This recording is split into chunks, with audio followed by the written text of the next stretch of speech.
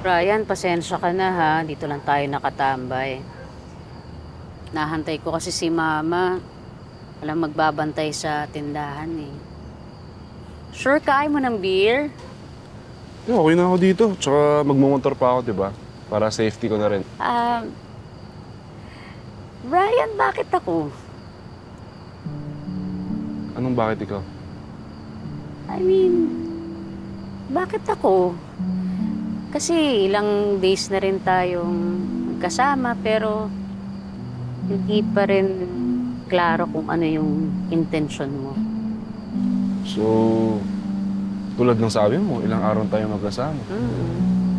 So, hindi pa ba obvious na gusto kita? Brian, you're 26, 41 ako. Ang layo ng age gap natin. Saka, di ba yun nakakahiya sa mga magulang mo? Baka ayawan ako ng parents mo. Alam mo, second wife na ng dad ko yung mom ko.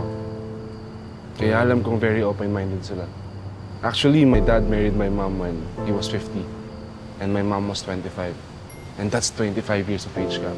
Pero para sa kanila, baliwala lang yun. Kaya hindi siya big deal.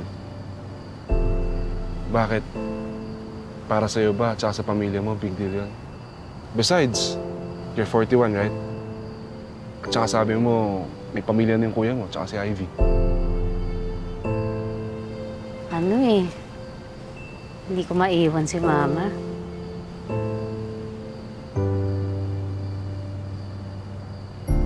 For example, dumating yung araw na kailangan mo umili between your potential husband and your mother.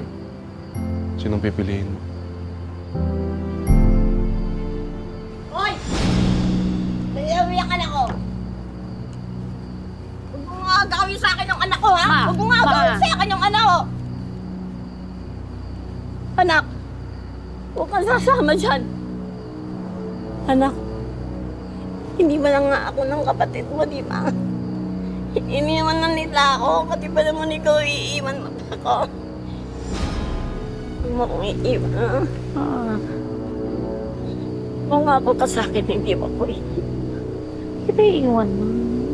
Huwag ka sasama sa kanya. Ikaw na lang ang meron ako. Ma, papasok ko muna Mama ko ha. Huwag mo kukunin ang anak ko.